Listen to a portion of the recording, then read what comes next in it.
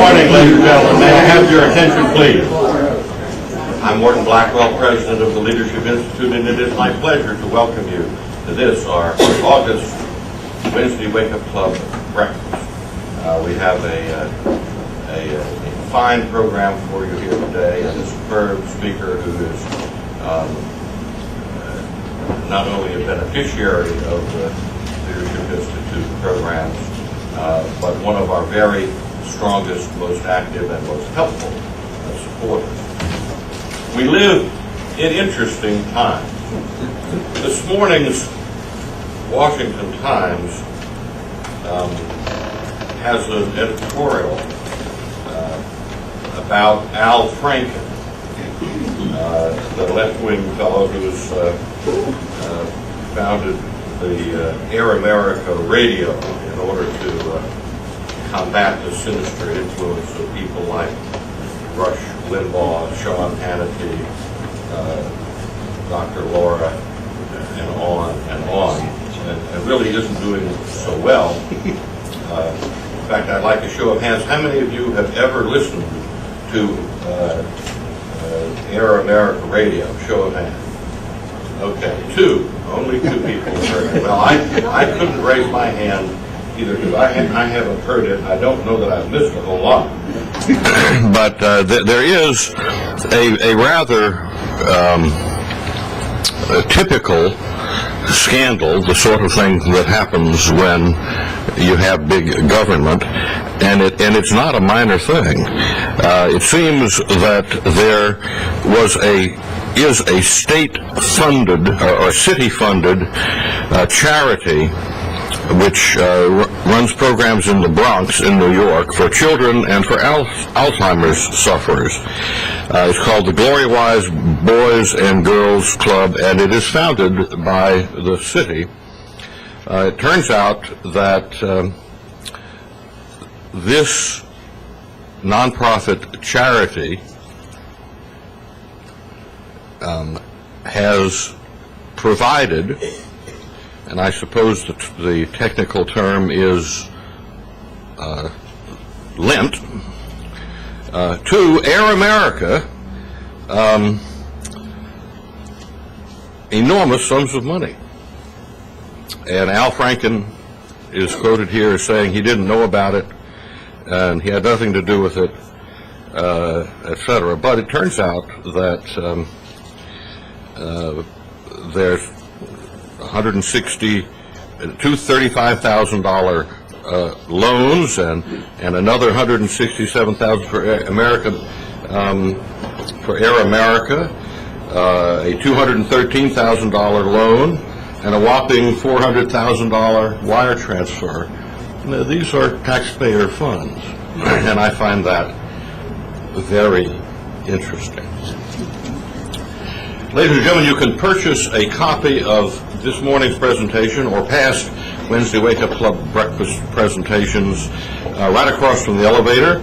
After this breakfast, our Center for Print and Broadcast Media will mail you as many of those tapes as you'd like at $15 apiece. In 2005, thus far, the Leadership Institute has trained 3,342 students compared to 3,800 in all of last year. We are certain to set another record. We placed 61 job seekers through our employment placement service. On the table in front of you is our 2005 current school schedule. I urge you to look over that schedule for the events there and consider attending one or more of them and recommending them to your friends. And now I present to you Chris Korish for our invocation and Pledge of Allegiance. Chris joined the Leadership Institute in June 2003 and serves here as a senior development officer. He has responsibility to convey the Institute's mission and message and its successes to donors across the country. He's a native of the Garden State, which has always struck me as a misnomer. Not Chris Korish, but the Garden State of New Jersey. But then again, most of what I have seen of the Garden State is along the New Jersey Turnpike, which must not be typical of the entire state. He graduated with the class of 1986 at the U.S. Naval Academy with a bachelor's degree in computer science, which explains something about why so many of us call on him when something goes wrong with our computers, although that's not what we pay him for. That's just what we love him for. Chris is a former naval aviator and was qualified as a plane commander in the P-3C Orion aircraft. He attends St. Agnes Catholic Church in Arlington, and he includes baseball, football, classical, and independent music, whatever independent music is, traveling, single malt scotch, and 5 cigars among his many interests. Chris Korish, please, for the invocation and pledge.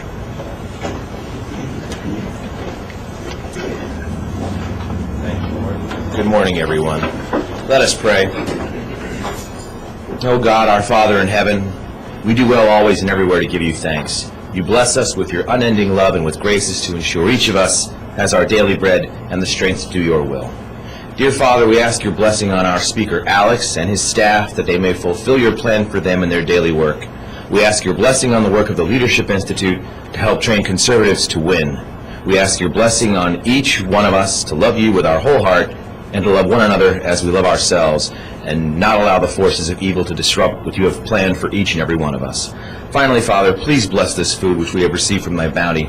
We ask you this, dear Father, through our Lord and Savior Jesus Christ, your Son, who lives and reigns with you in the Holy Spirit, one God, forever and ever. Amen. I pledge allegiance to the flag of the United States of America and to the republic for which it stands, one nation under God, indivisible, with liberty and justice for all.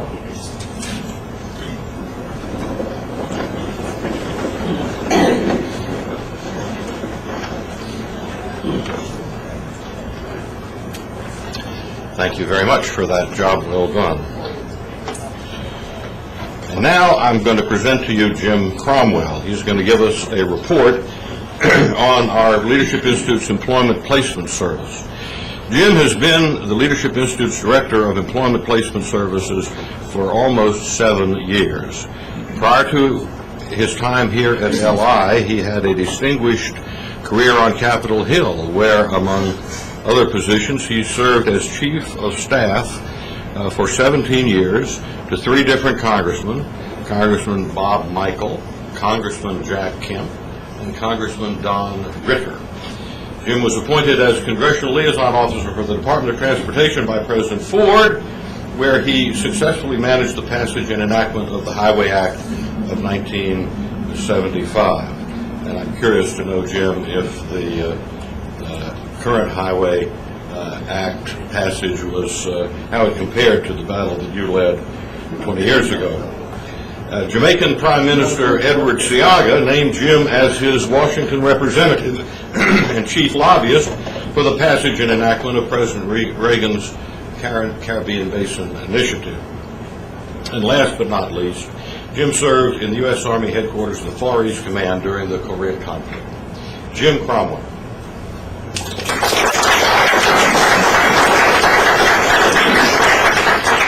Thanks very much, Morton, and good morning. As you know, since 1979, when Morton founded the Leadership Institute, the key goals were identifying, recruiting, and training talented and motivated conservatives. Subsequently, the Leadership Institute took this mission to completion by placing these proficient and inspired conservatives in full and part-time positions. LI's free placement service is a key element of one of the oldest public policy job banks in Washington. And to enhance that service, LI revealed last fall www.conservativejobs.com. That has become, as far as we know, and checking around, the most unique website providing international electronic interaction between both employers and job seekers. You will remember the old form that we used to have, all this information they had to fill out. Well, all this info off of this form had to be entered by staff into the database. Now, job seekers who register will have a profile with references that can be electronically screened, and their conservatism rated. The old PPQ is still there, and it can be rated electronically. And a resume included for review, all completed online. This is a huge advantage for a job seeker looking to connect with a conservative organization. For example, I'm going to read to you a very brief email that I received yesterday.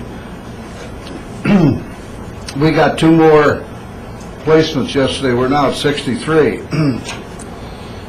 Hello, I wanted to let somebody know at the Leadership Institute that I just took a job as a consultant at the Hathaway Group. They found my profile in the job bank through you guys. Thanks so much, Deborah Corey. Now, Deborah is from Wisconsin. She's a graduate of Luther College in Iowa. She came here to find a job, and she signed up on the job bank, and she was number 63 yesterday.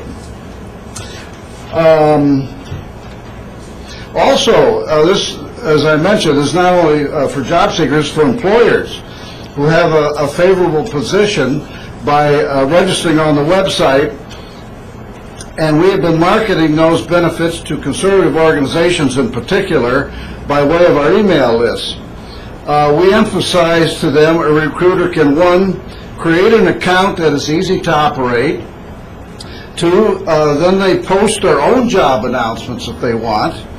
They can exercise control over the announcement by editing and deactivating at their convenience. They enable the job seeker to read the announcement and immediately submit an application direct to the employer online.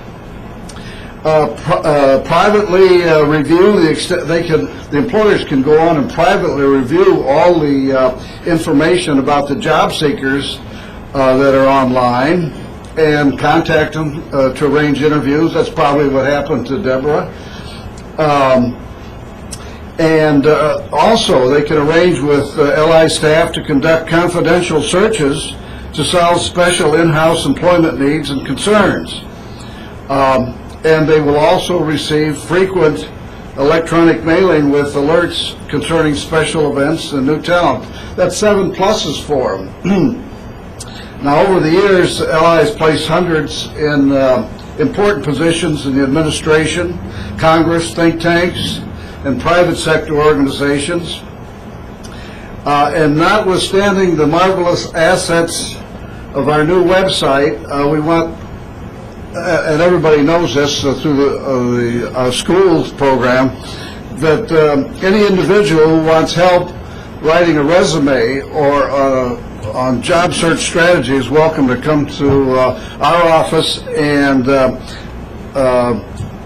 they will get the very best counseling from someone who's had a few years experience here. So we're going to continue to operate a hands-on experience, and to me this has just been a wonderful opportunity to help these people. Thanks very much.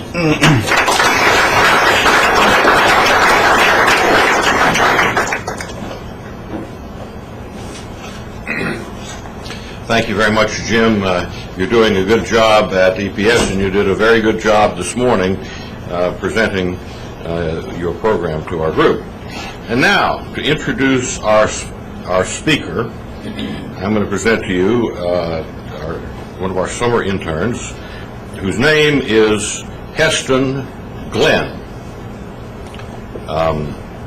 He has a sibling named Reagan Glenn.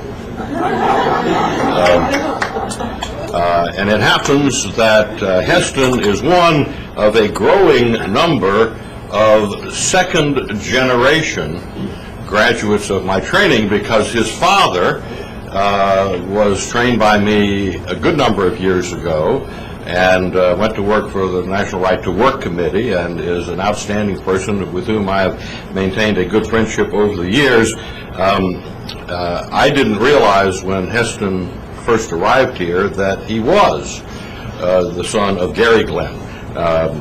But when I found out he was, I asked him, when were you going to tell me? I asked him that your father and I are good friends, and he said, well, I thought you knew. Now I know, and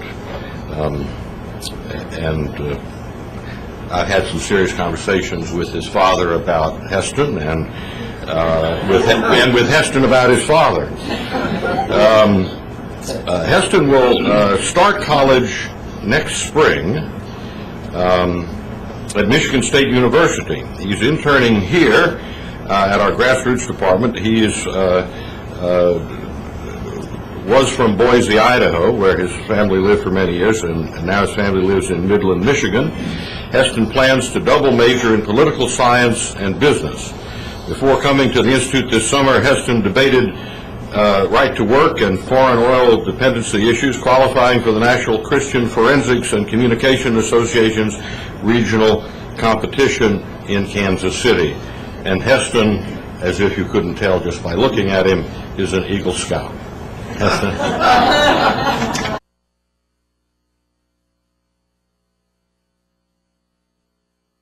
Objective journalists, please welcome Senator Alex Mooney.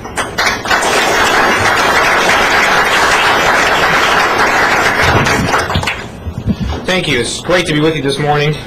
Talk about Maryland politics. You know, when we arranged this talk, it was almost a year ago, and I didn't realize there'd be so much to talk about in Maryland for conservatives with all our races going on next year. So it's a great topic to have. But I wanted to, before I get started, finish some introductions. One of the reasons I'm so passionate about politics is, my family background. My father was a conservative activist, Irishman from New York. He used to ridicule Democrats at the table every night. I still remember when I was 12, and Mondale was running against Reagan in 1984, and I was like a freshman in high school or something, so I wasn't that political at the time. And at the dinner table, he just kept laughing at Mondale because Mondale had said he was going to raise taxes. And my dad said, never, ever raise taxes. Never say you're going to raise taxes. Even if you're going to do it, don't say you're going to do it. And he just ridiculed him and ridiculed him and ridiculed him. And as I studied politics a little bit later on, and I realized that Reagan beat him 49 states to 1, the largest electoral victory in the history of our United States presidential elections, I realized, my dad's pretty right about those taxes and other issues, so I have a perfect tax record. On the other side of my family, some of you may know, I see some familiar faces around here, but my mother's an immigrant from Cuba. When she was 21, the communist dictator Fidel Castro took over, and Kennedy was president at the time, didn't supply the air support that was necessary to save that country. And she came here, and our country gave her a welcome and opportunities to be free and live for freedoms. And my mom's here with me today. Mom, if you can raise your hand, please. Thank you.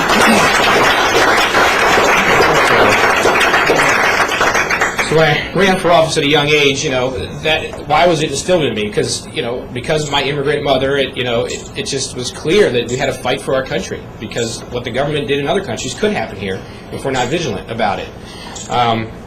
And I see some of my best volunteers in the room today have come. Christina Sposo from Fredericks out here, an active student at American University, right? George Washington University. And my good friend Scott McGeary, who's wearing a Mooney for Senate pin right there, who could tell as many door-knocking stories as me probably over the years. He's been out door-knocking many times. And I just want to thank everybody here for supporting the Leadership Institute. I can't tell you how essential it was for me as a young person just out of college, going to LI school after LI school after LI school. And that training was just ingrained in me. And when you run, especially at a young age, when you run for office, you're not really sure what you're getting into. There's a lot of experts out there in politics who want to tell you how you should run your campaign and how you should frame the issues and how you should spend your time and money and everything. And a lot of the advice isn't that good, frankly. It would hurt your election if you listen to a lot of the extraneous advice people offer you at every cocktail party you go to. But I had been not only to one Leadership Institute school, but to about a dozen. I've taken almost every one of them, except Morton keeps making new ones and stuff. So can't say I've taken them all yet, but I'm still catching up. Which reminds me, I took one last weekend, the Broadcast Journalism School, and I can thank Jim Cromwell for the Leadership Institute Job Placement Bank, because they placed me with my job. I have another job also. They placed me there this year with the National Journalism Center, so I still use the services here regularly. It's just great services. But the LI training, when you get to hear Lynn Knopfinger and Ed Meese and consultants that are experts in grassroots, not high-paid ones that want to take money and advise and use a lot of money on radio ads or high-paid, costly TV ads, but how to go out and do the grassroots campaigning. And it's important to hear it more than once. You can't just go to. I don't think you should just go to one Leadership Institute school and say you're an expert. I think you should go to several. In the candidate development school, the campaign manager schools, the grassroots weekend schools, the direct mail schools, TV technique schools, all these schools. For me, having heard it more than once was very important when I started running, especially at a young age. And I see my good friend Lainey Lyle over there too from Frederick, who's been very active in politics. So thanks for coming out. So I can't think leadership, and I know a lot of you supporters of LI, whether financially or with your activism, and thank you for supporting LI. Personally, I thank you for supporting LI because, if it wasn't there for me, I don't know if I could have made it, gotten elected. So to fill out my, I was 26 when I announced to run for the state Senate. I was running against a 16-year incumbent. He was the minority whip of the Maryland Senate. His father had been a delegate. His uncle had been the mayor. His family had been in Frederick since the 1800s. And no one really thought, I had much of a chance of winning. I had run the numbers as I was trained to do by LI. I had seen how other conservatives had done, and I was convinced that with the way conservatives have won, Alan Keyes won Frederick County heavily when he ran for U.S. Senate, Ellen Sauerbrey for governor. So I was convinced I could win that, despite the skepticism out there. And as was mentioned, I was able to unseat this gentleman. And I do think conservatives ought to be willing anywhere, but especially in targeted primaries, to use conservative issues. My opponent was so pro-abortion that he had voted for Paul Scherberth abortion. Right, even after I announced that I was running against him and I was campaigning against him, and he was pro-abortion, I was pro-life, he was still arrogant enough to vote for Paul Scherberth abortion in the state Senate, which I attacked him for. And I knew that I could attack him for that, and even in the general election, that would still be an issue that was a good issue, and it's what I'm very passionate about also. He had voted for at least a dozen taxes, and the taxes on buying a home, the transfer tax, the gas tax twice, a tax on snack foods. I could go on. So I needed to fill it out.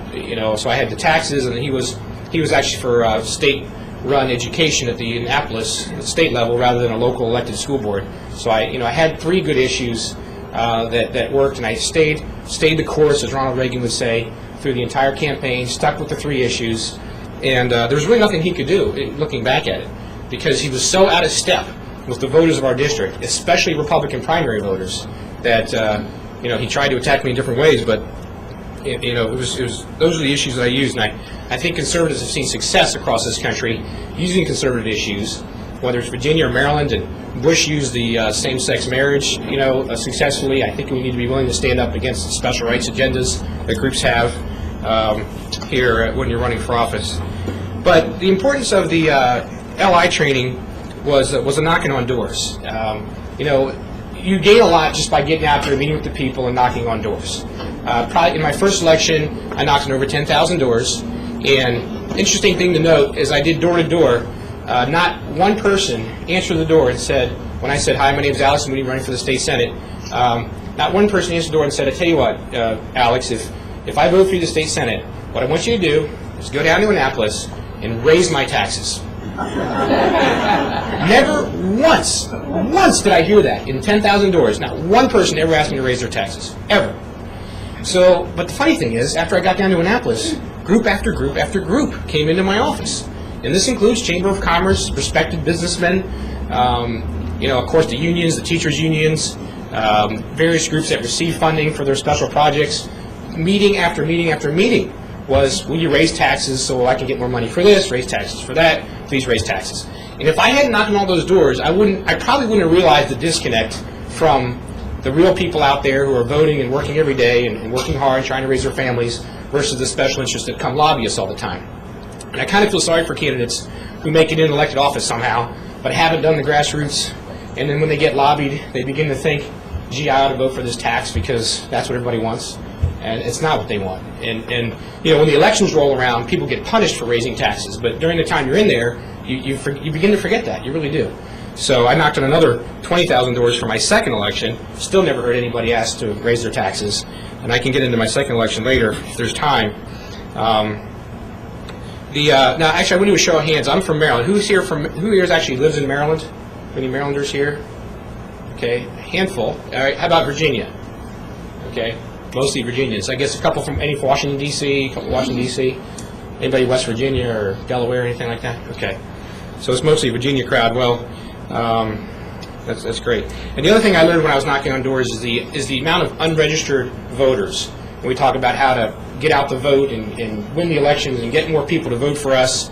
And maybe we spend a little bit too much time as candidates going from party to party and not door to door. I remember one Saturday I registered 13 new Republicans in a growing area, just in a 5-hour time frame with a couple volunteers, some townhouses, and just at the end of a few hours I had 13 new registered Republicans who were ready to vote for the entire ticket from governor on down.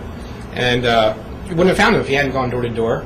A lot of the people are still registered in another state where they just moved from a year or two ago but haven't re-registered yet. Happens all the time. Still registered in a different county. I meet people in Frederick who are still registered down in Annapolis or down in Charles County or, a lot from Montgomery County. And you kind of know they're really not going to drive 3 hours all the way back to Southern Maryland to vote. Just you really doubt they're going to. So I get them registered right there in Frederick. So tell them where the polls are. I can get their phone numbers, give them a phone call. Basic things that are important, to winning the elections from the top to the bottom of the ticket. I plan on doing that again next year. Now, a little bit about the differences between and the similarities between Virginia and Maryland, since my topic is the state of conservatism in Maryland. Let me first say, Maryland is not as conservative a state as Virginia. Probably not news to you all. I think Bush won by 9%, was it, in Virginia? Something along those lines. Does anybody know the exact number? 9 or 10% maybe? Right around there? And Bush lost Maryland against Kerry by, I think it was 13 or 14%. He lost it against Al Gore by 17%. So actually, we gained 4% if you look at it that way. So there actually is some positive movement there to go from 17 to only, to 13. 4%, that's pretty good. But we would look at Virginia a lot and say, hey, Virginia went from liberal Democrat to Republican. Why can't Maryland do the same thing?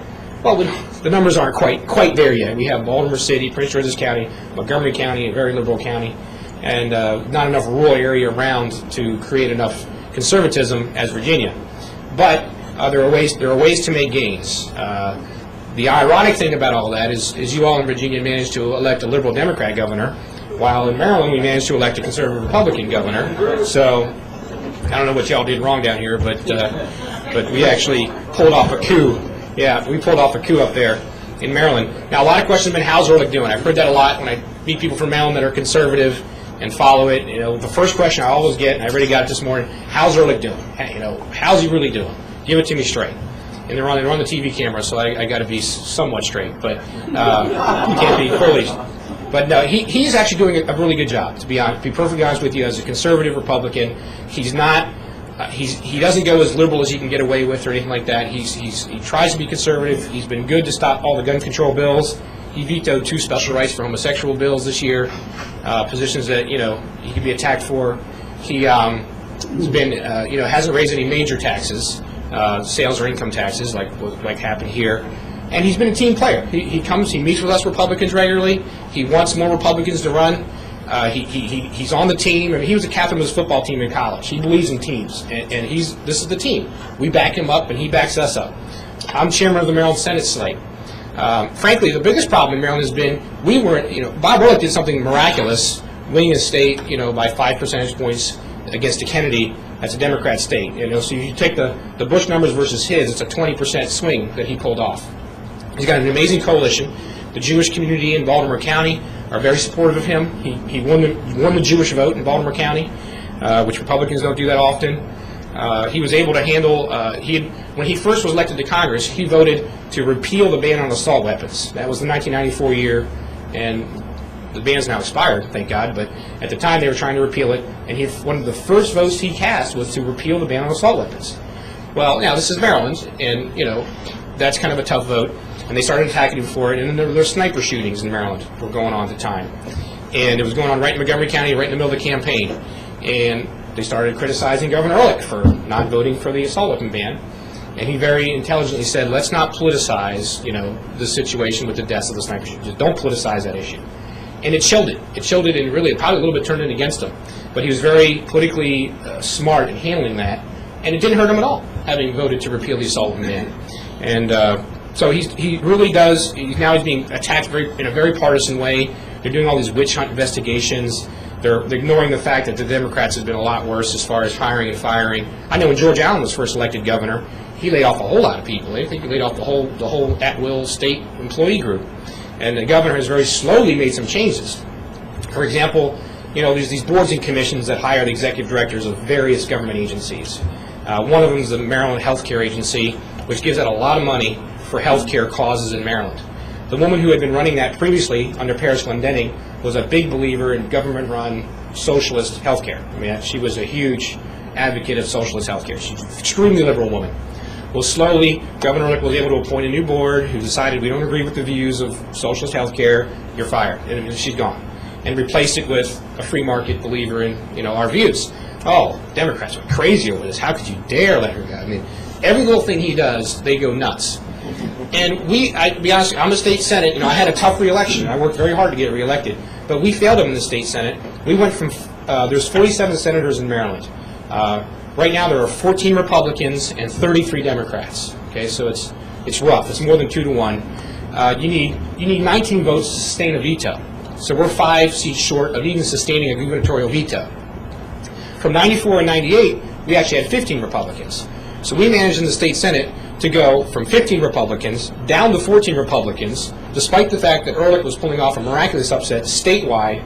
There are 10 Democrat state senators in districts that Ehrlich carried, many of which he carried by more than 60% of the vote. And we just failed to recruit good candidates, failed to train good candidates, failed to fund good candidates, and we failed to be there for Bob Ehrlich. So when you look at Maryland, please don't criticize Ehrlich. The legislature didn't do a good job. We all realize that, at least most of us do, and we're trying to fix that for the next election. I'm chairman of the Senate slate, so I'm recruiting candidates all the time, trying to help them with the grassroots, how do you get things going. We want to pick up those 5 seats. If we get to 19 in the Maryland Senate, you will in fact see a different Maryland. No taxes, none of this liberal stuff, and we'll be able to reform government a lot better. So that's our goal. I mean, I'd like to sit here and tell you we're going to take over the Maryland Senate next year, but I can't tell you that. That would be a pickup of 10 seats, but I think it's very reasonable. We can pick up 5 seats in the Senate, and I think we need to pick up about 12 or 15 in the House to gain a veto-proof minority. Not a majority, but a veto-sustainable minority. So that's our goal. It's modest steps to get there. The other thing to remember about Maryland versus Virginia is we have one election every 4 years for statewide state offices. That's it. The Senate's up every 4 years. The House of Delegates is only up once every 4 years. It's one of the few states that there's not 2 years for the House of Delegates. There's no staggered terms. So we're all up once, and then you got to wait 4 years for all. It's not half the Senate up 2 years and half the Senate up the next year, or half the House, half that. And the governor's once every 4 years. You get one shot every 4 years. I think the liberals like it that way because they think the first couple of years you can raise taxes and do all sorts of things that the people will forget by election year. I have become a believer in split elections. If I could, I would have the elections half the Senate 2 years, half the Senate 2 more years, the House 2 years, and 2 years. Because people do become afraid when they raise the taxes and do other liberal things. They're going to be punished at the polls. But we don't have that. So we get one shot. Next year is the only shot in Maryland. We're stuck with it for 4 years. And the governor will be term limited after that. So we have, in Maryland right now, of course, the Democrats are desperate. I mean, 100% of their effort is to get rid of Bob Ehrlich as governor. I mean, that's it. They are just passionately obsessed with that. Unfortunately, they have a tough primary that they're fighting amongst themselves. The mayor of Baltimore City, who many believe is very charismatic and has this great potential. I don't, but many of them do. And the county executive of Montgomery County, who almost ran last time and at the very end just wouldn't pull the trigger, was afraid to run against the Kennedys, so he sat it out. Probably regrets it because Kathleen Kennedy Townsend turned out to be such a horrible candidate, blew the whole thing. So I don't think he's going to back down this time. So they have a potential very difficult primary situation there. The governor's poll numbers are pretty good. He's campaigning smart, raising a ton of money, doing all the right things. But it's going to be a tough race in Maryland. I mean, we're talking about a state that, again, is 13% negative to start off with. I would give the governor the edge of getting reelected, but it's going to be a race to watch, definitely. Then the surprising thing was, and I'm just going to make a few more comments, and I'm happy to take questions. I know this is a very educated audience here. But then the surprising thing was when Paul Sarbanes announced he was retiring, and our lieutenant governor, who's spoken at LI schools and been very active in the conservative movement for a long time, Michael Steele, a conservative black Republican, decided that he would announce his exploratory committee and start running for the U.S. Senate seat, which would be a real gift to this country. If Maryland could elect a conservative U.S. senator, that would be a big deal. We all know what's going on in the U.S. Senate. They're obstructing everything from justice appointments to everything, filibustering everything. Obviously, a U.S. senator from Maryland on our team would be a fantastic thing. The polls have it close, but these are one of these races that you won't know until Election Day. There is a lot of programs in Maryland for the minority community. We have this minority business enterprise programs with a lot of money to help minority startup businesses, which have been created over the years. Well, when the Ehrlich Steele administration took over the governorship, Michael Steele was in charge of the minority business enterprise program and in charge of faith-based programs that the government runs also.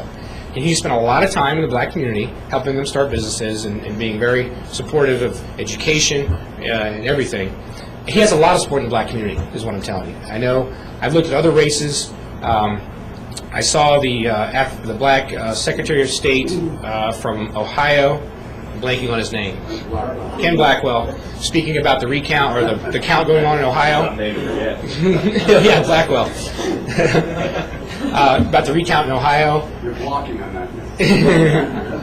And they were asking about, are you Republicans out there in Ohio trying to suppress the black vote? I said, I got 50% of the black vote in Ohio. Obviously, I'm not trying to suppress the black vote. And I know Lieutenant Governor Rogers, former Lieutenant Governor of Colorado, who was a black Republican, got half the black vote. So I guess just looking at those examples, it's possible to get half the black vote as a conservative Republican. Michael Steele, I think, will get, I don't know if he'll get half, but he'll get a lot more than the 9% that's typically received by Republicans.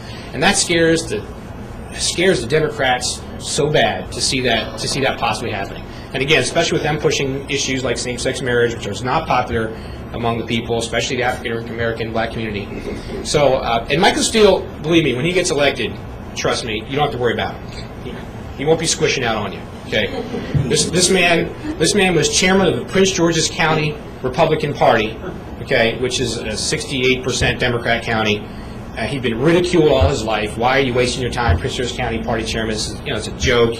You're never going to win anything. You're never going to mount to anything. I mean, they've ridiculed him all his life, and he's stuck in there. And then he ran for chairman of the Maryland State Party. When I was first elected in 1998, he ran for chairman of the State Party of Maryland and lost to Dick Bennett. And he became first vice chairman of the state party. But he hung in there, and Dick Bennett decided to go do other things. He's now a judge, actually a federal judge. And he became chairman of the party. And then Ehrlich picked him for lieutenant governor, and they called him, the president of the Maryland Senate called him an Uncle Tom publicly. I mean, the Baltimore Sun said he offered nothing but the color of his skin to the ticket.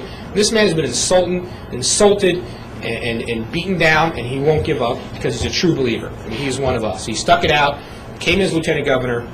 This U.S. Senate race is obviously a tough challenge for anybody in Maryland, but I knew he was going to do it. I mean, people thought he's going to do it or not. I mean, I know him well enough to know he's going to do it. And sure enough, he announced his exploratory committee, and he's off and running. It's going to be a tough race. You can call it 50-50 if you want. The polls probably won't show him up till the end, because there's going to be different dynamics there. But that's definitely a race to watch for Maryland, to give that as a gift to the rest of our country. I guess I remember my trip to West Virginia. Just one more trivia question. Does anybody know how much President Bush won West Virginia by in the last election? Anybody want to guess? 13%. Wes, you are right on. This is a very educated audience. Yeah, he won it by, I think it was 5.5%, 6% in 2000. In 2004, I had been called several times to go work the Republican, get out the vote effort, in one of the swing states, battleground states. And I kept saying no. I feel it's my duty to stay in Frederick, Maryland, where I represent, and work the polls there. I know everyone wants to write Maryland off, but I think we should still work and support our cause. And frankly, they're my constituents. They'd like to see me. I'd like to see them. I won't do it. I won't do it. I won't do it. Then somebody called me and asked me again. Somebody works at the governor's office. I said, no, I'm not going to do it. He goes, Michael Steele asked me to call you. I said, all right, when we're leaving. But I thought I was going to Wisconsin or something like that. They ended up sending me to West Virginia. We knocked on doors. We actually paid attention to West Virginia. Knocked on doors, all these neighborhoods. It was actually a beautiful experience. And when I saw the final numbers, 13%, that is amazing. to win West Virginia by 13%. That's more than Virginia. West Virginia now is giving more to Republicans than Virginia. You probably didn't think you'd see that happen in your lifetime. But that state is ready to turn, I think, for the U.S. Senate races and other races. With those kind of numbers, it's got to turn. That was a great trip, and get out the vote is such an important part. Well, I've covered most of the things. I could go on forever. I've covered a lot of things I want to say. I think I should break now and take some questions. Anybody have any questions? Yes, lady, up front. Please bathe Michael Steele's fund. Please. Okay. I'm sure you'll get a He's letter. got the support in Arlington. Does he? Yeah, he's wonderful. I'm sure you'll get a letter or two in the mail or hear about something, and Send it. you can send him a little note with your support. Yeah, But please. I will. Right, you're right. I will. You know, I didn't even feel the need to call. I just knew he'd do it. I explained his background to you. I just knew he'd do it. The man has got so much courage, and he's going to give it all right through the campaign. I'm sure he's going to be attacked. So thank you for your support. Yes, Scott. Just talk a bit about the effect of the redistricting, which I recall very well, especially with the prison and out of your district. Talk about that, Right. how that's done in Right. Maryland and the effect on your race. Yeah, it's one thing to study gerrymandering. It's another thing to be gerrymandered. I really didn't see it coming. I knew when I was elected in '98, 2000 is the census. My 2002 election, they're going to redraw my district. But I'm from Western Maryland, Frederick and Washington counties. You really can't find that many liberals out there. You know, Western Maryland's conservative, not like the rest of the state. So they went to redraw my district. I have the city of Frederick in my district. The entire city is in my district, about 60,000 people. And I've actually worked it very hard, and I've won it in both elections by like 50 or 100 votes. But it's been basically even in the city of Frederick. And the rest of it, the other 70,000 people outside the city, it's basically, leans pretty strongly Republican. So I used to have Frederick City, and then up north to the rural counties, Myersville, which if you have a little R for Republican after your name, in Myersville you get 75% of the vote, period, end of story.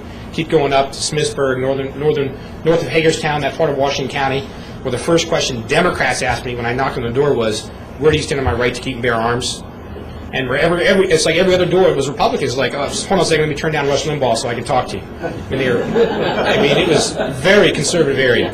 So the first thing they did was they took that Washington County part out of my district, took away Myersville, all these great precincts, put me to southern Frederick County, where Brunswick is an old Union Democrat town, has a high Democrat registration, but they're conservative, and I worked it hard and I carried it pretty solidly, actually. I knew I won my re-election when I saw the numbers from Brunswick come in, because I'd won it pretty heavily, and they were counting on winning it.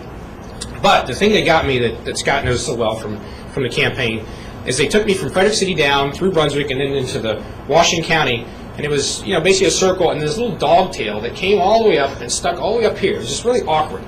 And then at the tip of that dog tail, there were 3 prisons. Now, with 5,000 prisoners, now remember, prisoners count as part of my population. They count as part of my Senate district, but prisoners cannot vote. And because there was nowhere to go to find more Democrats, they actually threw prisons in my district just to lower the amount of Republicans that would have been in otherwise. I couldn't believe it. I sat there for weeks just thinking, I didn't see that coming. In a crazy way, you got to give them credit politically for coming up with that, because I try to predict what they're going to throw at me, and I didn't see that coming. But they actually put prisoners in my district to get rid of me. And then the court actually threw out the map in the end because of some legislators were lobbying the judges, the Supreme Court judges, and there was a big ethical problem. But they used the same map that they threw out as the basis to redraw it, and they only changed 2 precincts, and those were the prisons, and they gave me Urbana area right on the border of Montgomery County, which is actually pretty heavily Republican. I picked up 800 registered Republicans by that switch. So let's see. Yes, over here. I'll try this side of the room, and I'll come back to. I've heard Governor Ehrlich speak about a Stockholm syndrome in Maryland, whereby center-right business leaders end up contributing to Democrats just to get along. To what extent have you observed any change in that trend, or what are you doing to try and realign that? Man, talk about touching a soft spot with me. I was of the belief that when I was elected that, I'd vote pro-business, which I did. I had the top pro-business voting record of all 47 senators, according to the Maryland Business for Responsive Government, which does all the rankings that everybody uses. I was number 1 of the 47. And the business community, many of them, they kind of split. Many of them decided it's a Democrat state, probably going to have a Democrat governor, we're going to have a Democrat legislature. Frederick was turning all Republicans at the time. There's only 1 Democrat left in the county. She ran against me for my re-election. She was the House member. And they basically thought, we got to support her because we got to play Democrat. and they gave her a lot of money, $100,000 for her kickoff thing. And they were her kickoff base of support, Republican businessmen. And she had a horrible voting record on business, raising taxes all the time, all sorts. Nowhere, not even close to where I was. Very disappointing. And the governor, to his great credit, has made it a big issue, as you said, to challenge the business community to, quote-unquote, get dangerous, was his quote at the Chamber of Commerce meeting. You guys need to get dangerous, support candidates that support you, don't support ones that don't support you. He called it the Patty Hearst syndrome, where you're, whatever, kissing the hand of the guy, your abuser. And he's really challenging. Now, what your question is, how have they been responding? I heard him speak last month, Governor Ehrlich, at the Federalist Society here in D.C., and he said they've not responded. They failed. I think there's still some hope. He's still doing it. I mean, we have no choice but to keep challenging them to do the right thing. There may be a couple groups that are doing the right things, but by and large, he said it's not. They're not coming around like they should be. So, if you know anybody there, prod him a little bit. I think Wes had his hand up over here. Yeah, Alex, I understand that the Democratic leadership in Maryland, in the legislature, and the party itself would like to move on next year's primary in September to June, because they're going to have bloody battles in both the gubernatorial and senatorial races, Right. whereas the Republicans don't have that problem. Right. Will not. Right. Not likely anyway, even in Steve or even in the Senate race. What are the prospects of pulling that off? Right, that's a great question. The Democrats are having these bruising primaries for governor and for U.S. Senate, so the primary in Maryland is very late. It's mid-September, which only gives you about 6 weeks to the general election. That has always benefited incumbents, because the opponents are busy battling each other in the primaries and only have 6 weeks to raise money and reorganize for the general. So that's the way the Democrats do it in Maryland. September, during our statewide election years. Of course, they moved it up to March for presidential years, but there's no state elections in that year, back to September. So they passed the bill in the Maryland Senate last year to move it from September up to June, especially so that the people running for governor can consolidate and become friends and all work to defeat Ehrlich in November. They passed it in the Senate, and they killed the bill in the House. Again, that's the problem. We don't have a veto-proof majority, or we could have stopped it with the snap of our fingers, but we can't. It was a party line. All 33 Democrats co-sponsored the bill, so it was a party call, total party call. But the House, that sort of cuts both ways, because it makes, they'll come after Ehrlich, but it's easier for us to come after them, the House members and the Senate members, because we finish our primaries in June for the House of Delegates and for Senate, and then we consolidate and go after them. So the House members decided they didn't want to, empower their opponents in the next election, and they killed the bill. They're still battling it. I don't know what's going to happen with that. I wish I could predict that.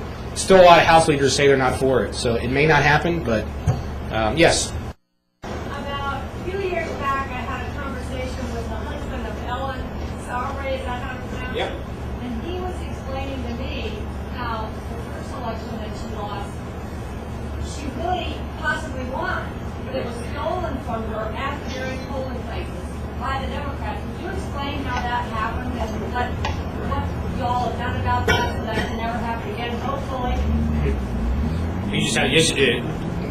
Well, she lost by the final count that was given 5,800 votes, which is 0.002% or something like that, 0.02% of the vote.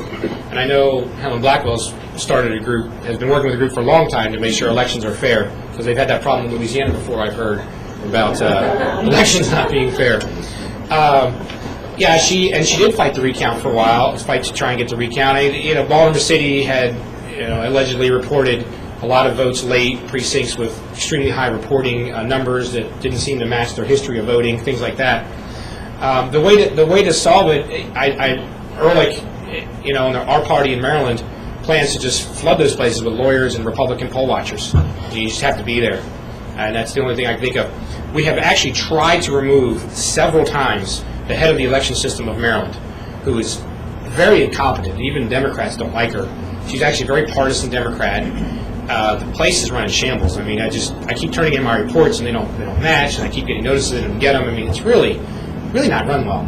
Ehrlich has taken over the board and they fired her, and she sued, and some liberal judge said you can't fire her, and they put her back in. And then they tried to fire her again, and they said, you can't do that. So for 3 years we've been trying to get rid of this woman, but the system it's amazing how the system makes it hard to reform things. I didn't realize how hard it was, and the governor's taken a strong position on that because she's incompetent.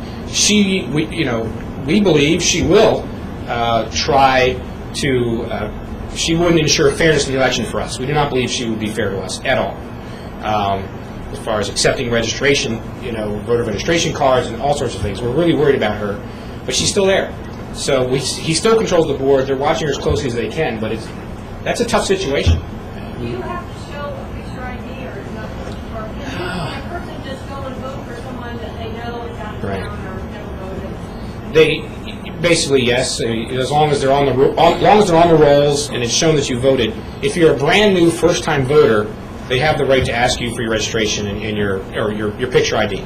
But if you're not a brand new first-time voter and you've shown that you voted there before, you're supposed to be allowed to vote without being asked. But see, they control those regulations. They keep changing that back and forth, how it's implemented, how it's actually done when you get there. They keep adjusting that, and that's one of our worries. Yes, ma'am.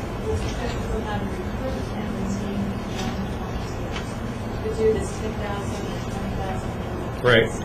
How to recruit and retain volunteers was the question. Young volunteers for the question. I think LI has a whole school on that, or several lectures. But it's a great question.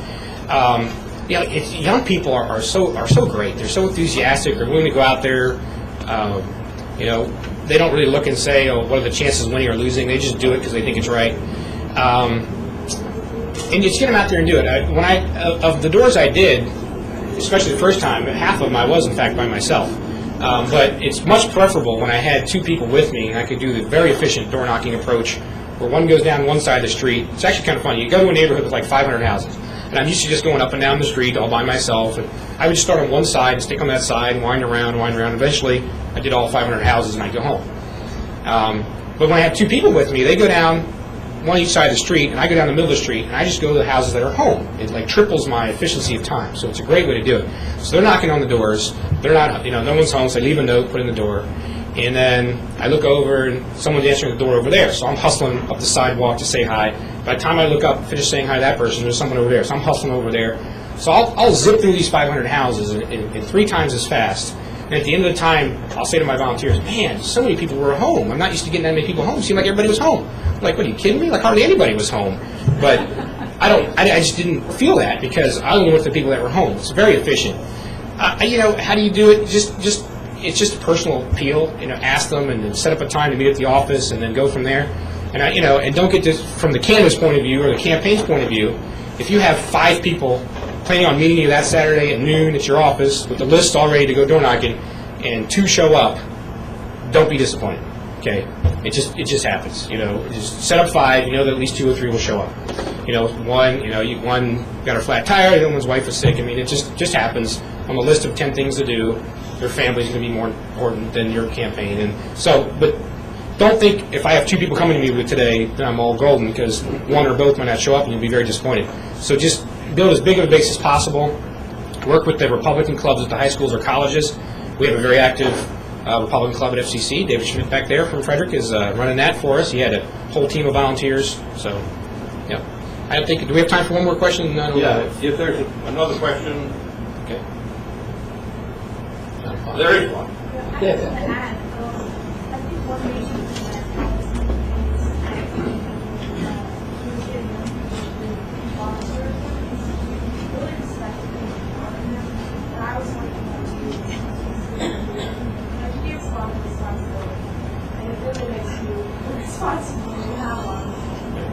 Definitely. Give them a title. Give them a title and get them involved, I think, right? It's one of the topics of the lectures. Give them a title, volunteer coordinator. I made this lady a volunteer coordinator, and she took it so seriously. She was so dedicated. It was amazing. Volunteer coordinator. Didn't pay her a penny, but she was an at-home mom who I got a lot of respect for at-home moms. Those people basically ran my first campaign and very instrumental in my second. Very passionate. They're home with a couple kids, but they really want to contribute to save our country from the liberalism and the atheists that want to ruin it. And they are a very dedicated source of volunteers. They stuff all my envelopes. Even to this day, at-home moms come in and stuff all my envelopes every time. So, well, thank you all very much. Thank you for sorting out.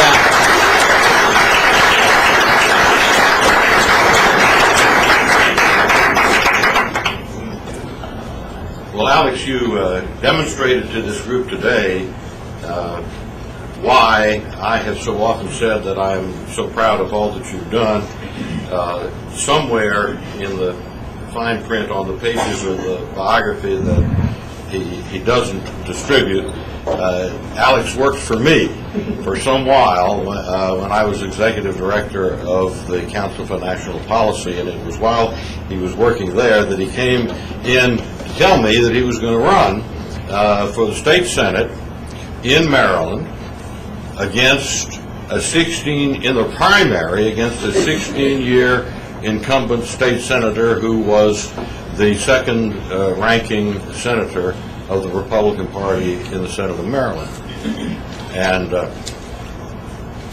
I have seen people take off on hopeless causes in the past, and I wasn't entirely sure that this wasn't another case of that. I did not attempt to discourage him in any way to do it, and in fact told him that I would be supportive, and I personally was supportive, and I'm proud that I did it. But Alex, as you can see, is the sort of person that we are working to build in large numbers here. Philosophically sound, technologically proficient, and movement-oriented. That's what it takes to increase the number and the effectiveness of conservative activists in this country. And he was brought up right, has the right personality, had the good sense to marry a brain surgeon. So, if politics doesn't pay very much, I don't know what's the salary for a senator in Maryland, but it probably isn't that much.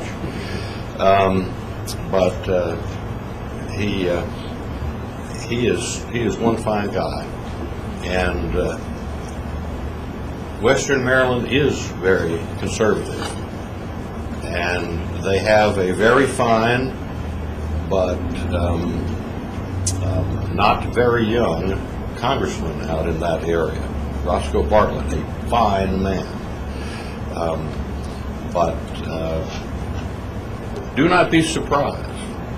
Do not be surprised if state senate is not the last of the elected positions that this young man is going to hold. As a token of appreciation, let me present you with one of our out-of-split ties.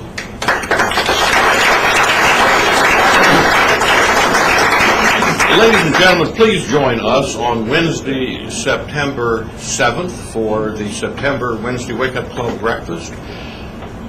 Our featured speaker will be freshman Congressman Bobby Jindal of Louisiana. And this is a truly outstanding fellow who came within an ace of winning a statewide election in Louisiana and won his current House seat by an enormous margin. His chief of staff is a fellow known to many of us here, a graduate of our training, Timmy Teeple. Very wonderful fellow, who happens also to originally be from Louisiana, but Timmy had a long record up here, lived in Virginia for a long while, worked with Mike Farris, and then for a time was coalitions coordinator at the Republican National Committee. Timmy's an outstanding fellow. Jindal is something else, folks. Something else. I've heard him talk on a couple of occasions now, and I invite you to come. He is really, really a spectacular person. Those guests who would like a tour of the building should meet here at the podium as the breakfast concludes. Christy Meade. Christy, raise your hand. Where are you? There you are, Christy. She will give you a tour, and it'll depart immediately. And I thank you all for coming, and look forward to seeing you again many times.